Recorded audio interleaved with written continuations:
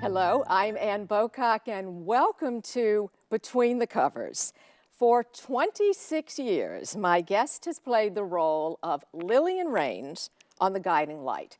She's appeared on many television shows and feature films. She's toured nationally in her acclaimed one-woman show, and she's also an author.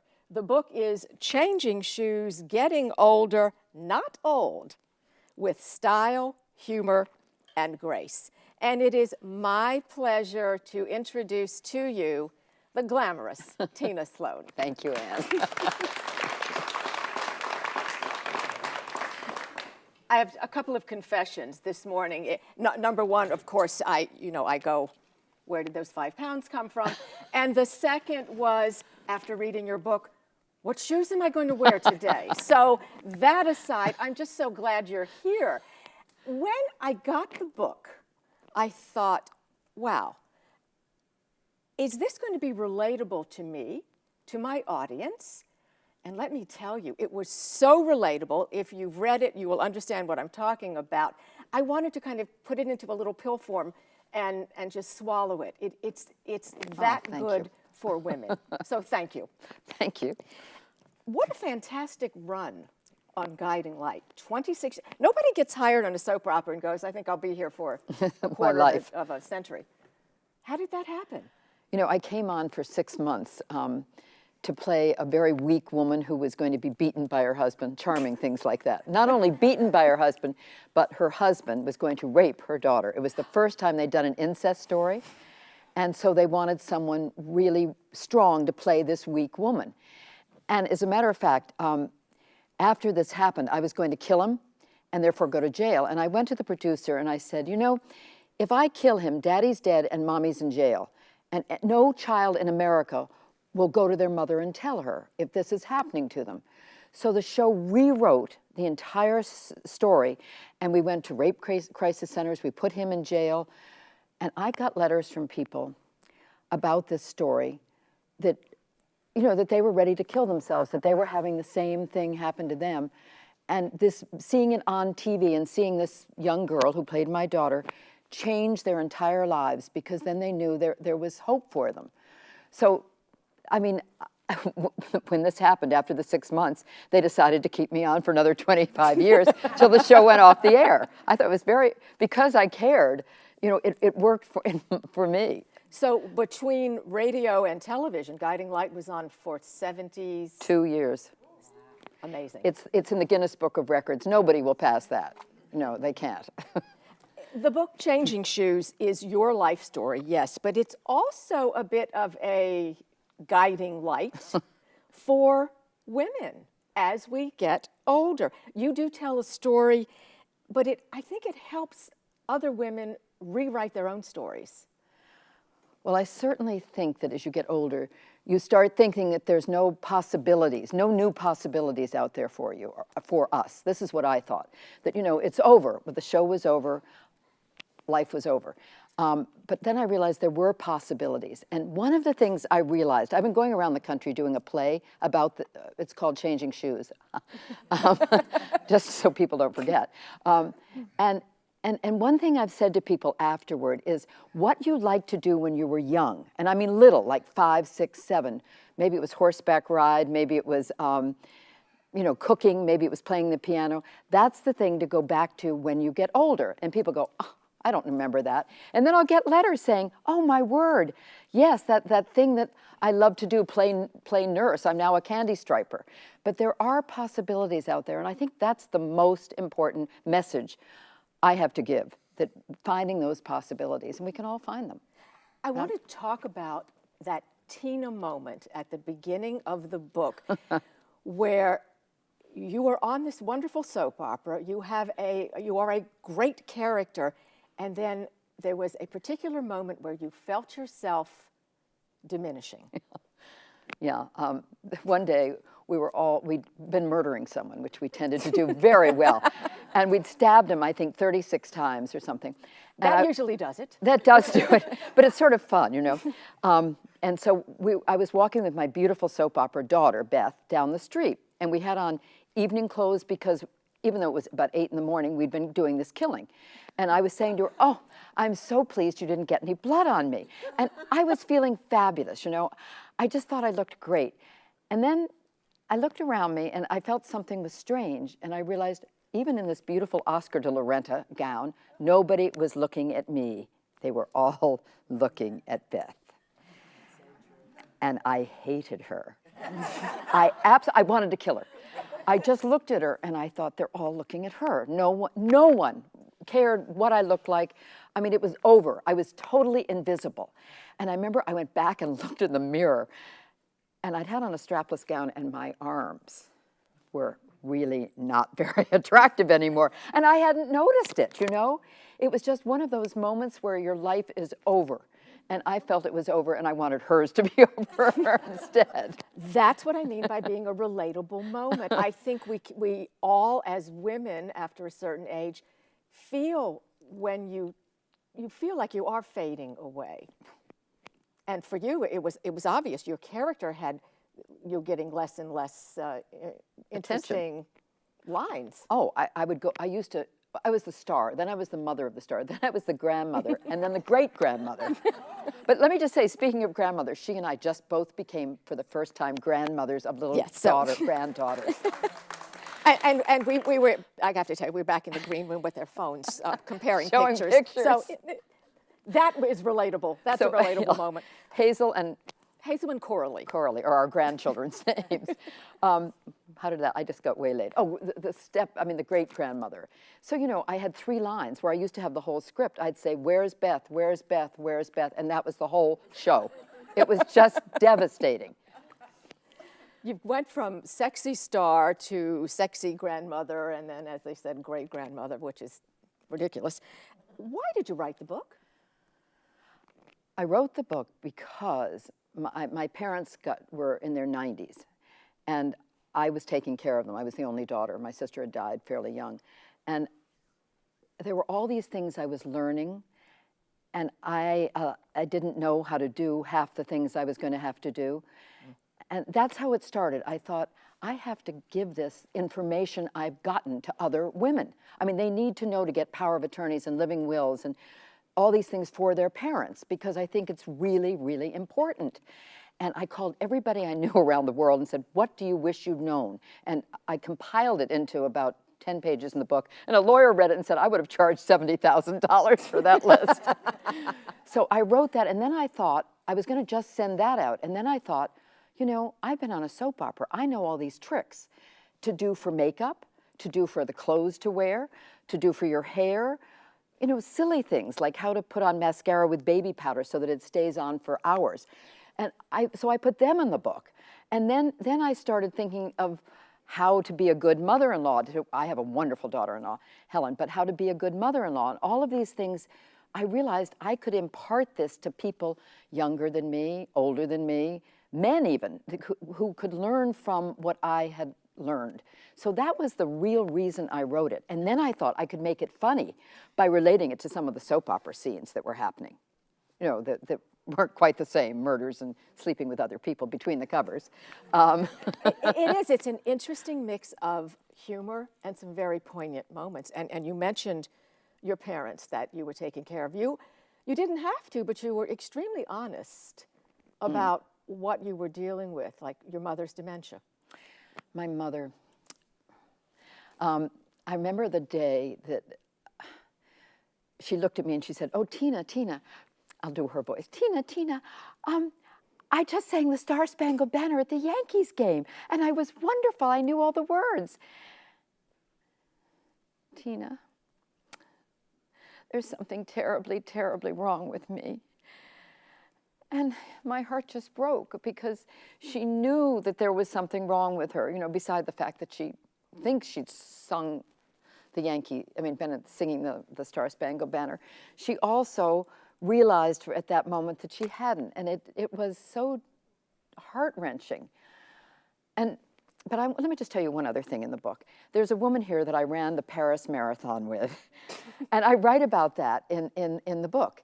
And you know, I did that because I needed to put one foot in front of the other at that time in my life, because otherwise I wasn't going to get through. And so Kay and I went to Paris. I just saw her. I walked in and I went, oh. Kay and I went to Paris and we ran one foot in front of the other. Now let me add, she ran without me a few years later and ran it in 3 hours. With me, she ran it in 5 hours. Congratulations, you did it. Thank you. This was a one-woman show before it was published as a book, or at the same time? Same time. A sold-out one-woman show. Yes. Is there anything scarier than being just you on the stage? Again, I mean, I'm sounding very holy when I'm saying this, but I really, really would stand behind the curtain and I'd say, okay, I'm going to change one woman's shoes tonight, by which I meant I was going to change, if they needed it, I was going to change the path that they were walking. And that's what got me out there.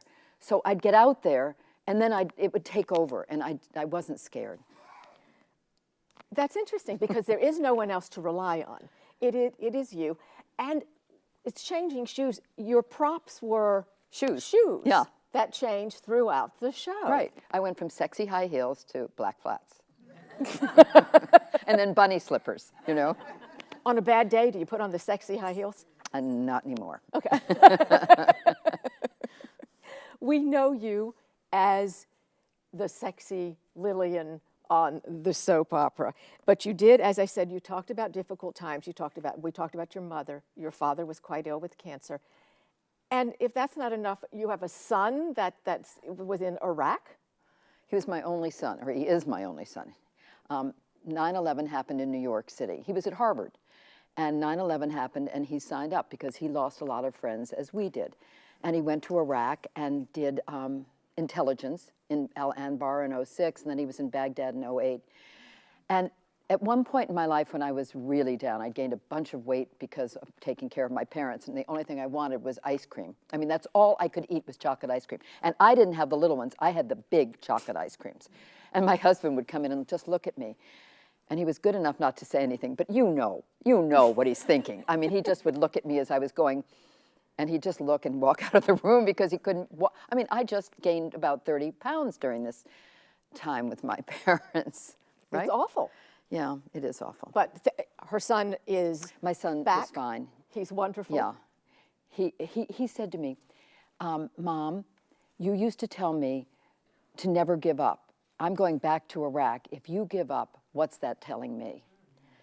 And at that moment, I stopped eating the ice cream. I started exercising again because I was afraid that God would hurt him, you know, or that he'd be hurt in Iraq if I didn't give up what I was eating. I know that sounds crazy, but I really made that connection in my mind. So I gave it up and I stopped eating it.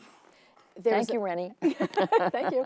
You talk about reinventing yourself, which is wonderful because we all need to reinvent as life goes on. And we need to be open to be able to handle that. But the one part in the book that I was not expecting was Kilimanjaro. I was really down and out. This was still in the down and out period. And a friend of mine, we were out for dinner and we had a little glass of wine. And she said, you know, I'm going to climb a Kilimanjaro with Outward Bound. Why don't you come? And I thought, why not? You know, it was one of those. So I went out and I bought a bright pink parka and pink boots. I'm not kidding you. And I stuffed electric rollers in my backpack thing.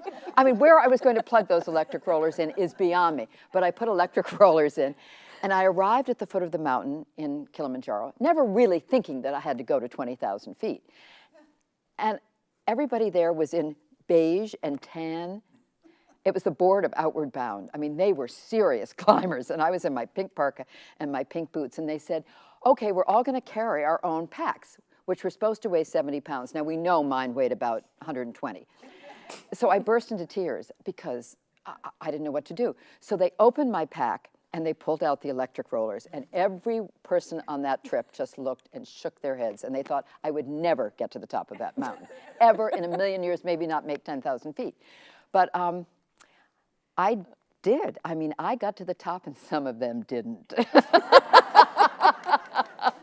What got you to the top? You didn't really prepare for this. I cried a lot. I cried all the time.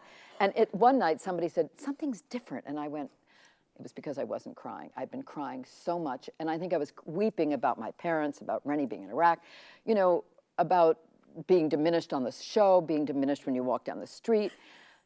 Everything came together and was one big tsunami, one moment in time that was devastating.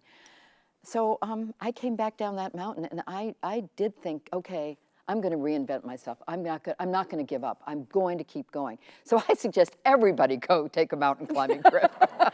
I'll lend you all pink parkas. And there is a beautiful line at the end of that chapter where the sun is coming up, and it's... Yeah, I saw the sun come up, and it turned everything pink, just like me. I loved it. You know, I'm thinking for so many women, a new haircut is living on the edge. You decide, I'm just going to climb Kilimanjaro. I didn't know what I was doing. If I'd known, I never would have done absolutely. it. Never. Somebody would have talked you out of it. It was like when we went to Paris. I would never have gone if I knew what 26 miles was going to feel like to run slowly.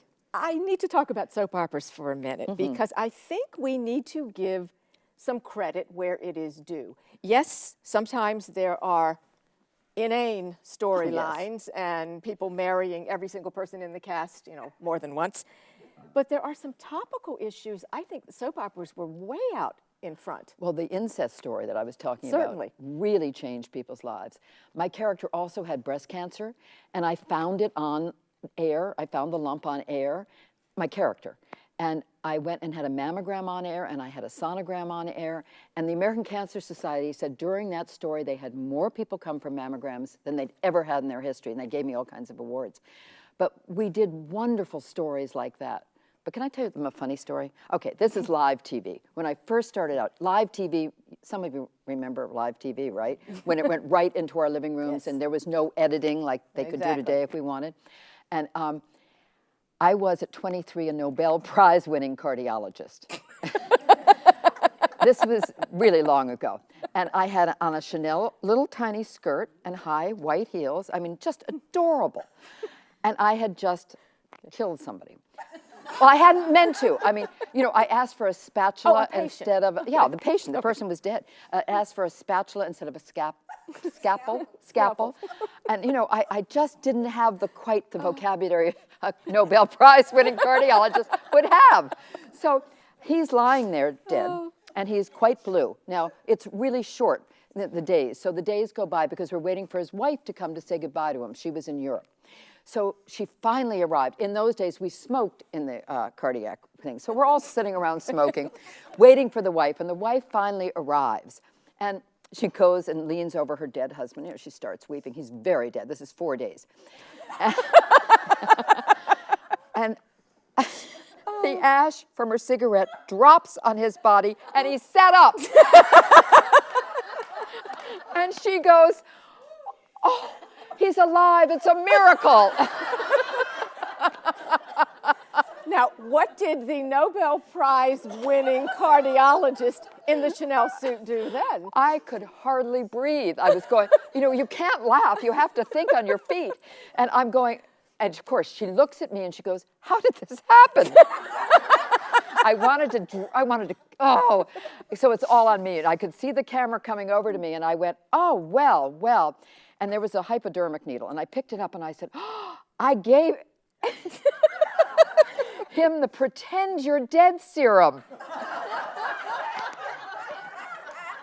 At which point it went dark. I mean, but the good news is he got to stay on the show, you know? I mean, he had years ahead. We had a great time. We just had more fun. I'm sure that's not even the craziest thing that ever happened on set. No. I got to know more. Well, it was mostly when live TV happened. I mean, you know, we'd walk into closets instead of the door, and you'd stay inside the closet because you hope nobody had noticed that you'd walked into a closet. Because, you know, they didn't want to, we taped, it was an hour show, and we did one every day, 5 days a week, 52 weeks a year. So time was valuable. To redo a whole scene because somebody had walked into a closet didn't work well. So you'd hide in there, and sometimes an actor would go and say, doesn't work, come out. We saw where you went. You know, we saw all the coats in there as you went in. And I remember one time basting a turkey, and there was no turkey in the oven. Procter & Gamble owned us, and sometimes they'd save money by not putting a turkey in the oven. It was Thanksgiving, and I was basting it, and I went, oh, that turkey is so fat and brown. And I didn't know the cameraman was shooting into the oven. And so CBS was getting all these calls. Has she lost her mind? There's no turkey in the oven. Oh, it was just so much fun. What about when it ended? How Oh. hard was that? This was the most, I mean, we'd been together, many of us, for 20 years. You know, I'd been on 26, and some actors had gone on to California and become movie stars and things. But mostly we were a core group of people, and that just stayed together and were really close. And one day we find out, on April Fool's Day, we found out the show had gone off the air. And I said, oh, don't be silly, Ellen. That's not a very funny April Fool. She said, I'm not kidding you. That was our producer.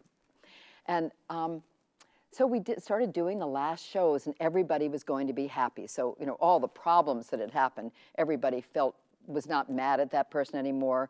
Everybody loved everybody, and, you know, we all had to, in real life as well as on the show. And on the show, we pretty much loved everybody. I mean, you know, you work with everybody. It's like a family, more than a family, because you're with them all day long, every day. So I remember we cried so much. So I had the last line of the last show. It wasn't played, but it was the last line, and my line was, aren't we lucky to have each other? And I had to do it 100 times because I couldn't get it out. I wasn't supposed to know anything. I was supposed to be happy. And aren't we lucky to know each other? And I'd burst into tears, and, you know, but we were lucky. We had such a wonderful, wonderful time in our jobs. And, you know, you'd go to work every day, and you'd walk into a studio like this, and your heart would just flutter. It was so happy. And you did have, at the end, a great storyline. You married the love of your life after, I don't know how many marriages you had on that show, but this was the love. One really bad one, that awful man who beat us every day. But as an actress, you know, to get black eyes and stuff was really fun. I mean, it was dramatic. And but I married Buzz, who was this wonderful, wonderful actor. We used to, you know, we were by far the oldest couple on the show, right? And so, you know, we're not jumping in bed or anything. Nobody wants to see that. But one day, we came out of the woods. We were supposed to be looking for something, and he had his shirt off, and I was all messed up. We did this on purpose. And we, you know, to make it look like we've been making out in the woods. It was so popular that they had us doing it all the time. You know, you could have left the show when you were no longer the star. At some level, that must have been an agonizing decision to decide, okay, I'm going to stay. I went, oh, this is another perfect story for this time of year. We had a Christmas crawl every year. Everybody would come and there'd be a white piano and a Christmas tree, and we'd all go and sing Christmas carols and wish everybody happy holidays or whatever. And I was always pretty front and center. I'd been on for a long time. And this particular year, I came out, and they placed me not only behind the piano, but behind the tree behind the piano. So I was absolutely devastated, as you can imagine.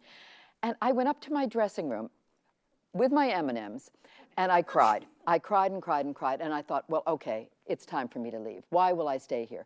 And I wrote the list out of the good and the bad. And I finally decided I was going to stay in my dressing room. I was going to stay on the show.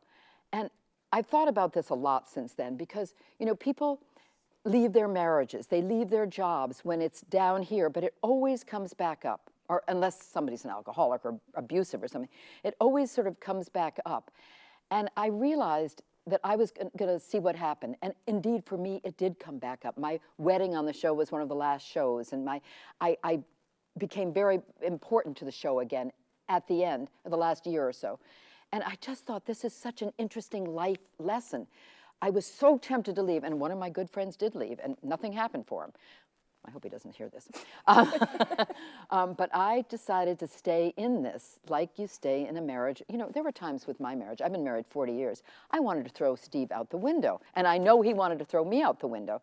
But we stayed, and I'm so grateful now, because in our 70s, we're together and we're happy. So this was my moment of truth, of I don't know who else is going to hire me at my age. you have a lot of fun because you're on a soap opera or have a TV show of your own, and you know, you want this. You want to keep going. So otherwise, I would have probably been sitting home. And so I decided I was going to stay and go in. And half the fun was being with the young kids and talking to them every day and learning from them. I mean, I learned Twitter, I learned Facebook, way before. I was one of the first Twitteries on. And I still use these things. And it would never have happened if I hadn't been on a show with young people. And they'd come into my dressing room and say, Tina, do you like my negligee? And do you like my black nightie? I have another makeout scene with Billy. Did you ever do scenes like this when you were young? And that's a wrap, folks. Oh, dear. Tina Sloan, it has been such a pleasure to have you here. I love you. I love the book. The book is Changing Shoes, Getting Older, Not Old, with Style, Humor, and Grace. Thank you so much. Thank you, Anne. And thank you for our grandchildren. Until next time, I'm Ann Bocock, and you have been watching Between the Covers.